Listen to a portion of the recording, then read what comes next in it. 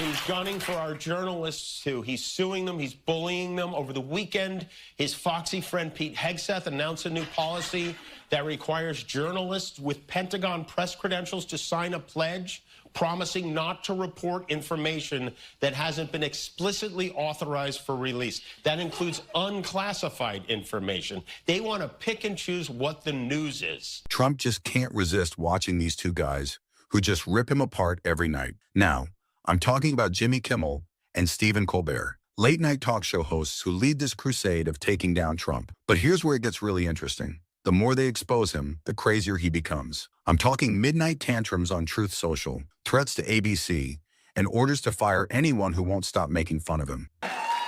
But tonight, we are all Jimmy Kimmel. Yesterday, after threats from Trump's FCC chair, ABC yanked Kimmel off the air indefinitely. And if ABC thinks... If ABC thinks that this is going to satisfy the regime, they are woefully naive. And clearly, they've never read the children's book, If You Give a Mouse a Kimmel. But that's where it gets even more interesting. The more he's shown, the crazier he gets. I mean, midnight ramblings on Truth Social, threats of harm to ABC, and a demand that ABC fire anyone who keeps ridiculing him. And you know what? Believe it or not, this all seems to be blowing up in ways he never intended. Before we get started, make sure you hit that subscribe button, as we're about to go through the latest battles between Trump and these two comedians. Let's take a look at what's happened this week. According to Google, for the year 2025, I was the third most trending person in the world, even though I haven't been involved in any murder. I just want to say I couldn't have done this. None of this would ever have happened without the support of loyal viewers like President Trump, who has done so much this year to raise awareness of our show. Thank you, Mr. President, for making me number 3.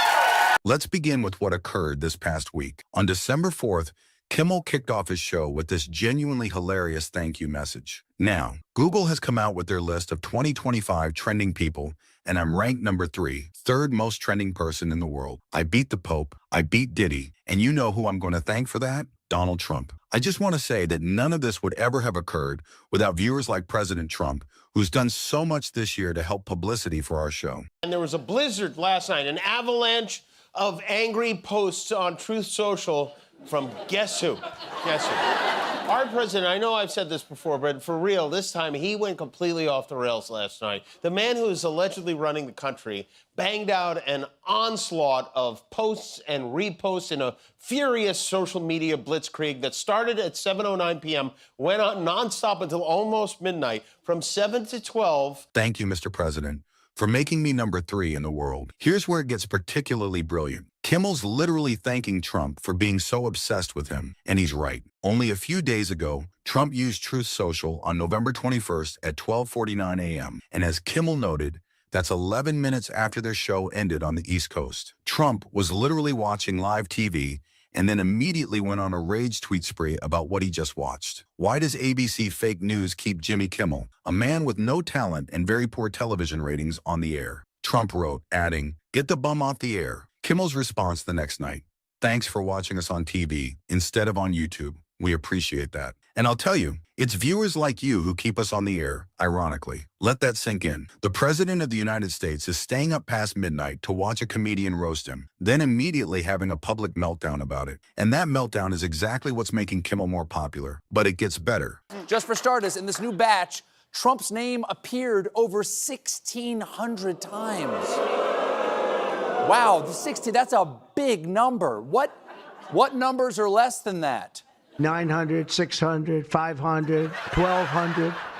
That checks out. Now, these are not casual mentions either. In one email, Epstein wrote, "I have met some very bad people, none as bad as Trump, not one decent cell in his body." Trump's approval rating, according to every major poll, is the lowest we've ever seen since we flushed him out of office the first time. His negative rating is now at 60%. There are rest stop lavatories on Yelp that receive better public affirmation than Donald Trump right now. Think about that. A place whose primary function is the dignified disposal of human waste has better favorability. But here's what really triggered Trump. Stephen Colbert keeps bringing up Jeffrey Epstein. Naturally, this sent him running to his digital screaming podium, Truth Social, where he called the entire saga a witch hunt hoax, which I believe is also what he calls his ex-wives. He is never happier than when he's being persecuted for something he demonstrably did.